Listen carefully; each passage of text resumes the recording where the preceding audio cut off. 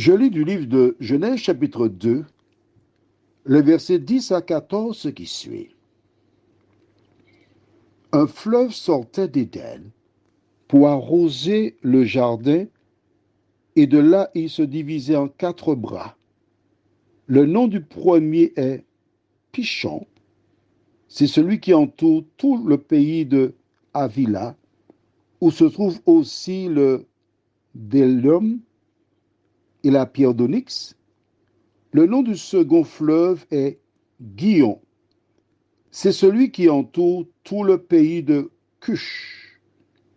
Le nom du troisième est Hiddekel. C'est celui qui coule à l'Orient de la Syrie. Le quatrième fleuve, c'est l'Euphrate. Prions.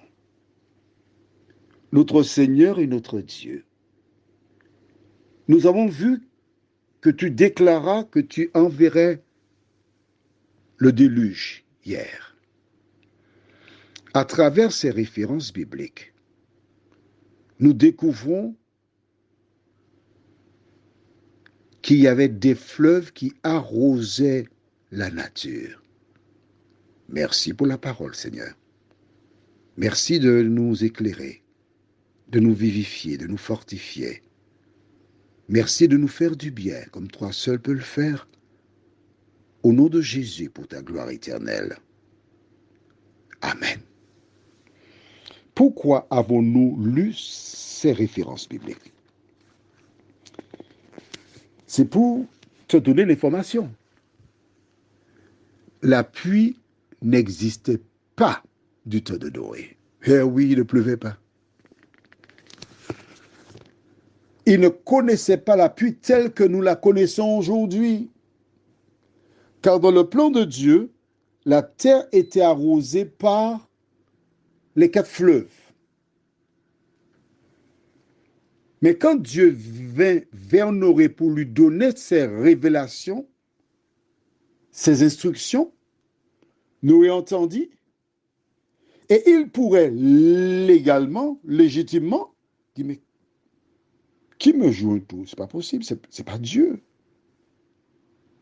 Il va détruire par l'eau. Il pouvait le faire, hein? Est-ce que tu es d'accord avec moi?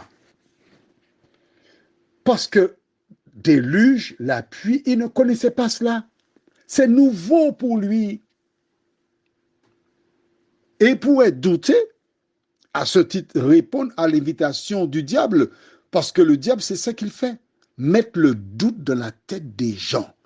Et quand tu doutes, tu te méfies, tu adoptes une attitude. C'est pas bon, c'est mort. Si tu épouses un homme ou une femme et tu as des doutes au départ, tu as intérêt déjà à prendre rendez-vous avec l'avocat pour le divorce. Ça n'ira nulle part, ça va mourir. Quand tu découvriras dans la Bible certaines ordonnances de l'Éternel, le doute risque de venir dans ton cerveau aussi. Mais si tu connais Dieu, si tu l'aimes, si tu crois en lui, le doute ne peut pas venir en toi parce que tu crois en l'Éternel. Noé, il a cru. Pourquoi? Parce qu'il était juste, intègre, et il marchait avec Dieu. Tu vois, nous avons vu la référence où se trouve ce verset depuis un moment. Hein?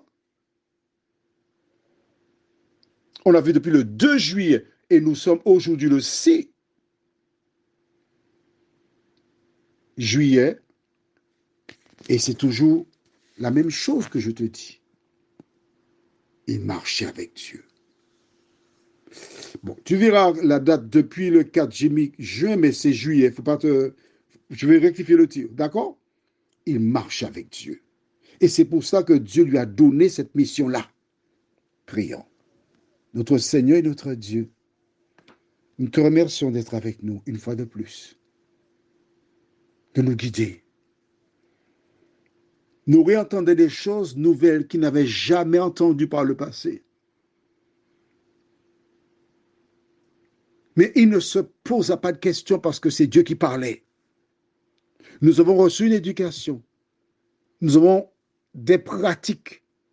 Mais quand toi, tu t'adresses à nous, Seigneur, merci de nous aider à te demeurer fidèle, à obéir à ta parole, nous t'en prions, au nom de Jésus et pour ta gloire éternelle.